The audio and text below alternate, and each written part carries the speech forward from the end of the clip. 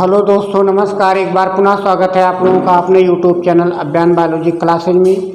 आज हम लोग एक नई टॉपिक शुरू करने वाले हैं, लाइकेन्स। इसके पहले आप लोगों ने फंजाई पढ़ा, फिर एल्गी पढ़ा। तो एल्गी और फंजाई दोनों का जो सिम्बायोसिस होता है, सहजीवन होता है, उसी को हम लाइकेन कहते हैं। अर्थात लाइकेन तब बनता है जब एक एल्गी और एक फंजाई दोनों एक साथ जुड़ करके साथ साथ जीवन यापन करते हैं, तो उसी कंडीशन को लाइकेन कहते हैं। तो यहाँ से जो क्वेश्चन आपके टीजीटी की दृष्टिकोण से इम्पॉर्टेंट हैं, केवल उन्हीं प्रश्नों को यहाँ पर शामिल किया गया है। यहाँ से पहला पॉइंट है कि स्टडी ऑफ लाइकेन्स क्या कहलाएगा। जैसे आपने पढ़ा था कि कवकों का अध्ययन स्टडी ऑफ फंजाई माइकोलॉजी कहलाता था, स्टडी ऑफ एल्गी जो था वो आपका फाइकोलॉजी कहलाता था। उसी प्रकार से स्टडी ऑफ लाइकेन्स जो होता है उसे कहते हैं लाइकेनोलॉजी। अर्थात जीव विज्ञान की वह शाखा जिसमें लाइकेन का अध्ययन किया जाता है उसे लाइकेनोलॉजी कहते हैं। लाइकेन शब्द का सर्वप्रथम प्रयोग थियोफ्रास्टस नामक वैज्ञानिक ने किया था। तो यहाँ से ये क्वेश्चन अगर पूछा जाए कि सबसे पहले लाइकेन शब्द का प्रयोग किसने किया था, तो इसका जवाब हो जाएगा थियोफ्रास्टस। यहाँ पर देखिए, ये पॉइंट इम्पॉर्टेंट है कि लाइकेन के निर्माण में एक एल्गल कंपोनेंट होता है, मतलब एल्गी का भाग होगा और दूसरा फंजाई का भाग होगा। तो एल्गी के भाग को एल्गल कंपोनेंट कहेंगे और फंजाई के भाग को फंगल कंपोनेंट कहेंगे। तो इस प्रकार से दोनों के सिम्बायोसिस से ही एक लाइकेन का निर्माण होता है। जो फंगल कंपोनेंट होता है उसे माइकोबियांट कहते हैं और जो एल्गल कंपोनेंट होता है उसे फाइकोबियांट कहते हैं। ये पॉइंट काफ़ी इम्पॉर्टेंट है, परीक्षाओं में पूछा जाएगा कि लाइकेन के फंगल कंपोनेंट को किस नाम से जानते हैं, तो उसे माइकोबियांट कहेंगे। और लाइकेन का जो एल्गल पार्ट होगा या एल्गल कंपोनेंट होगा उसे हम फाइकोबियांट के नाम से जानते हैं। तो ये दोनों पॉइंट यहाँ से काफ़ी इम्पॉर्टेंट हैं। इसके बाद यहाँ पर एक और साइंटिस्ट हैं जिन्होंने लाइकेन के कंपोजिट नेचर का पता लगाया कि लाइकेन में एल्गी और फंजाई दोनों मौजूद होते हैं। ये बात सबसे पहले खोजा था स्क्वेंडनर नामक साइंटिस्ट ने 1867 ईस्वी में। तो ये क्वेश्चन भी यहाँ से इम्पॉर्टेंट बन सकता है कि who discovered the composite nature of lichen, तो हो जाएगा स्क्वेंडनर 1867 ईस्वी में।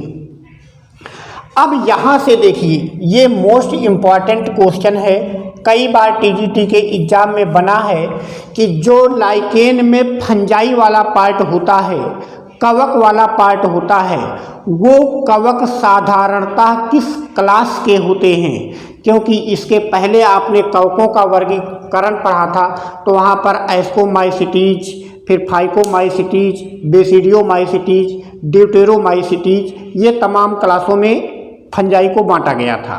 तो साधारण तौर पर या ज़्यादातर मात्रा में जो होते हैं फंगल कंपोनेंट वो एस्कोमाइसिटीज के होते हैं। यहाँ पर इस पॉइंट को ध्यान रखिएगा कि साधारण तौर पर या मुख्य रूप से तो एस्कोमाइसिटीज के होते हैं, लेकिन कुछ रेयर कंडीशन में बेसिडियोमाइसिटीज और ड्यूटेरोमाइसिटीज के भी होते हैं। यहाँ पर देखिए, फाइकोमाइसिटीज का कोई भी यहाँ पर सदस्य नहीं है। तो एस्कोमाइसिटीज ज़्यादातर होते हैं, बेसिडियोमाइसिटीज और ड्यूटेरोमाइसिटीज रेयरली होते हैं। जबकि जो एल्गी वाला पार्ट है, फाइकोबियांट पार्ट है, वो सभी ब्लू ग्रीन एल्गी होते हैं, मिक्सोफाइसी के सदस्य हैं, नीले हरे शैवाल जो होते हैं। तो ये दोनों पॉइंट यहाँ से बहुत ही इम्पॉर्टेंट है। ये क्वेश्चन कई बार टीजीटी में बना हुआ है कि जो फंजाई का पार्ट होता है साधारण तौर पर लाइकेन में, वो किस क्लास के सदस्य होते हैं, तो वो एस्कोमाइसिटीज के सदस्य होते हैं। अगर एस्कोमाइसिटीज विकल्प में नहीं है तो आप बेसिडियोमाइसिटीज लगाएंगे। अगर बेसिडियोमाइसिटीज भी नहीं है तो आप ड्यूटेरोमाइसीटीज पर जाएंगे। या अगर तीनों है और विकल्प के आधार पर तो वहाँ पर एस्कोमाइसीटीज लगाएंगे, तीनों में प्राथमिकता देंगे, या उपरोक्त सभी कहेगा तो फिर ये तीनों में आप लगाएंगे। तो जैसा यहाँ पर क्वेश्चन बनेगा उसी के हिसाब से यहाँ पर आंसर देना होगा। इसके बाद यहाँ पर देखिए लिखा है कि the association of fungal and algal component is considered to be a mutualistic symbiosis.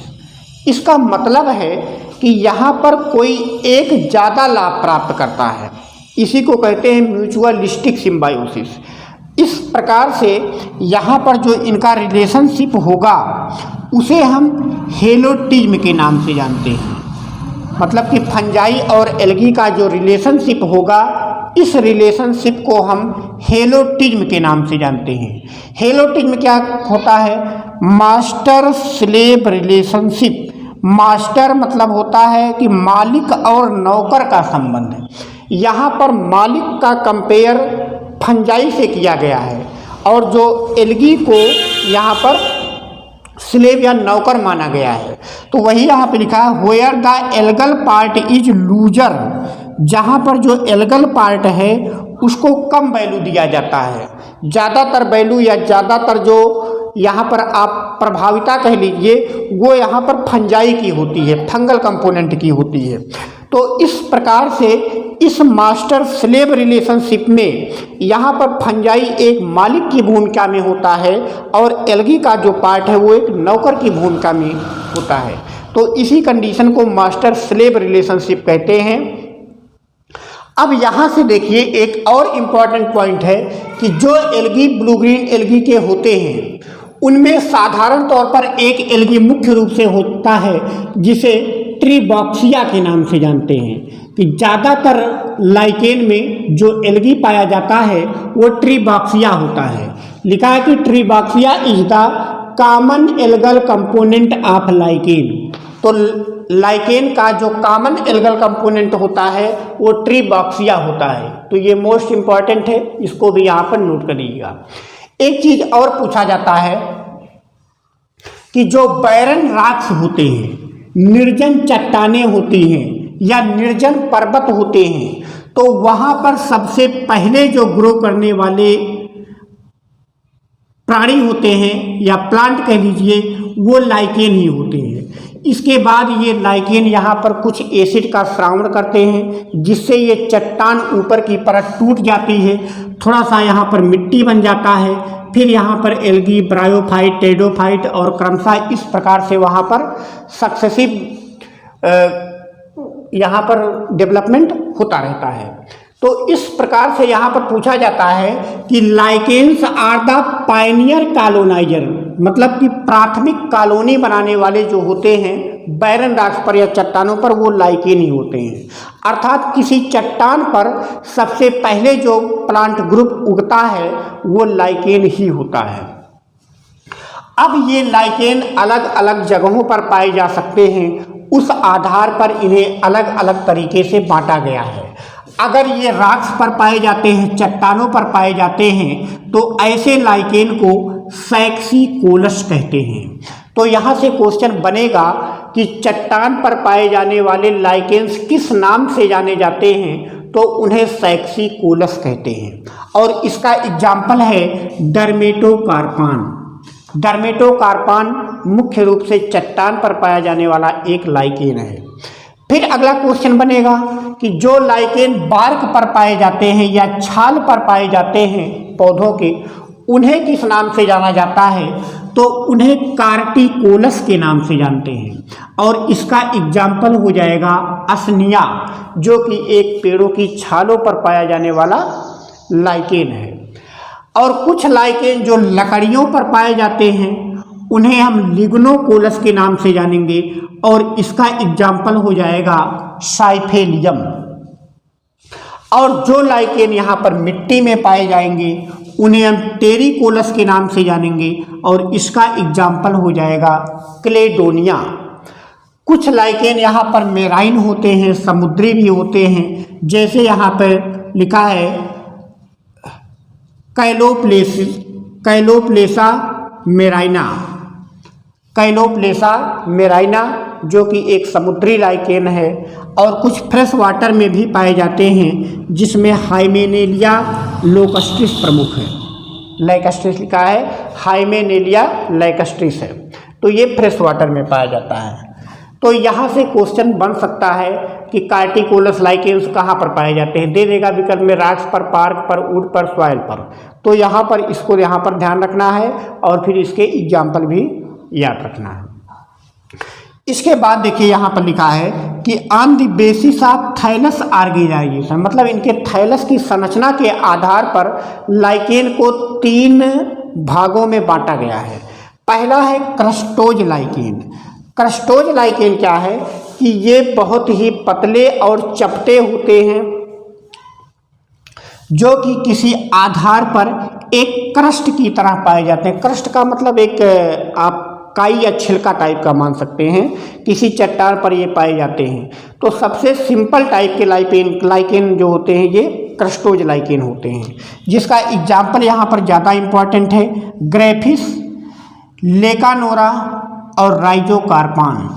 तो एग्जाम्पल यहाँ पर याद रखेंगे क्योंकि यहाँ पर जो क्वेश्चन बनेगा वो यही बनेगा कि इनमें से कौन सा क्रस्टोज लाइकेन का उदाहरण है।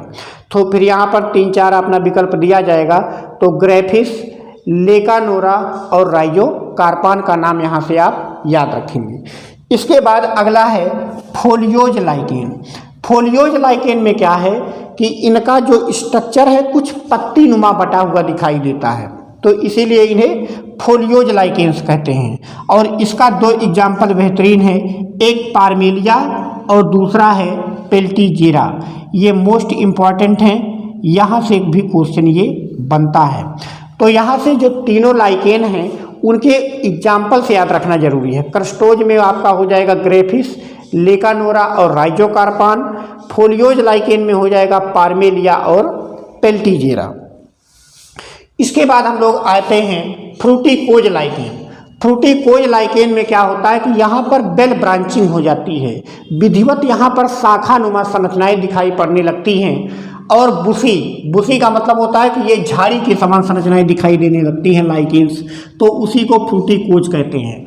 तो सबसे डेवलप्ड या सबसे जटिल लाइकेन फ्रूटिकोज होगा, और सबसे सिंपल और सबसे कम डेवलप लाइकेन जो होगा वो आपका क्रस्टोज लाइकेन होता है।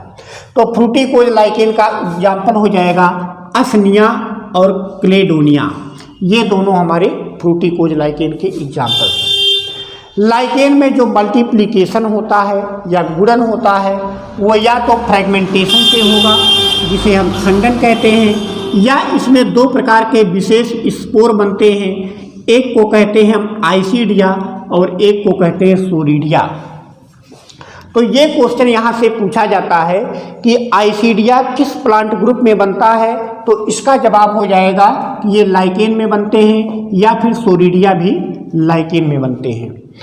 यहाँ पर देखिए जो सेक्सुअल रिप्रोडक्शन होता है या जो एसेक्सुअल रिप्रोडक्शन होता है वो केवल फंगल कंपोनेंट के द्वारा ही होता है। जो फंजाई का पार्ट होता है, माइकोबियंट पार्ट होता है, वही रिप्रोडक्शन में भाग लेता है। सेक्सुअल और एसेक्सुअल में एल्गल कंपोनेंट यहाँ पर सेक्सुअल या एसेक्सुअल रिप्रोडक्शन में कोई पार्टिसिपेशन नहीं करता है।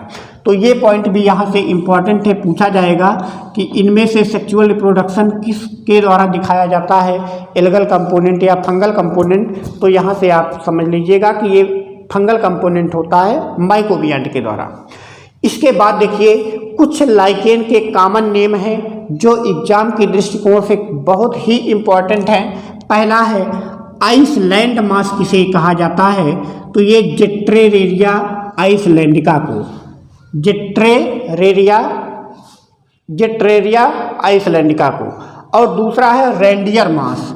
ये तीनों तो बहुत ही मोस्ट इम्पॉर्टेंट हैं, तीनों बिल्कुल रख लीजिएगा, इसमें से क्वेश्चन बनता है। रेंडियर मास के नाम से किसे जाना जाता है, तो क्लेडोनिया रेंजीफेरिना को, क्योंकि जो मास होते हैं ये साधारण तौर पर ब्रायोफाइटा के होते हैं, लेकिन यहाँ पर ये रेंडियर मास एक लाइकेन है। तो यहाँ से क्वेश्चन ये बनेगा कि इसमें से कौन सा ट्रू मास नहीं है। रेंडियर मास भी विकल्प में दे सकता है, क्लेडोनिया भी दे सकता है। तो यहाँ पर पूछा है, देखिए रेंडियर मास जो कॉमन नेम है, ये किसका कॉमन नेम है? क्लेडोनिया रेंजीफेरिना का। एक और क्वेश्चन यहाँ से पूछा जाता है कि डार्क लाइकेन्स किसे कहा जाता है? ये भी मोस्ट इम्पॉर्टेंट है। ये हो जाएगा पेल्टीजेरा कैनिना को। पेल्टीजेरा कैनिना को डार्क लाइकेन्स के नाम से जाना जाता है। इसके बाद ओल्ड मैन्स बियर, वृद्ध आदमी का दाढ़ी, किस लाइकेन को कहा जाता है? तो वो कहा जाता है असनिया को। तो ये नीचे के जो तीनों कॉमन नेम हैं ये काफ़ी इम्पॉर्टेंट हैं। तो आज के लेक्चर में बस इतना ही। तब तक के लिए नमस्कार। वीडियो को ज़्यादा से ज़्यादा लाइक, सब्सक्राइब और शेयर करते रहिए। धन्यवाद।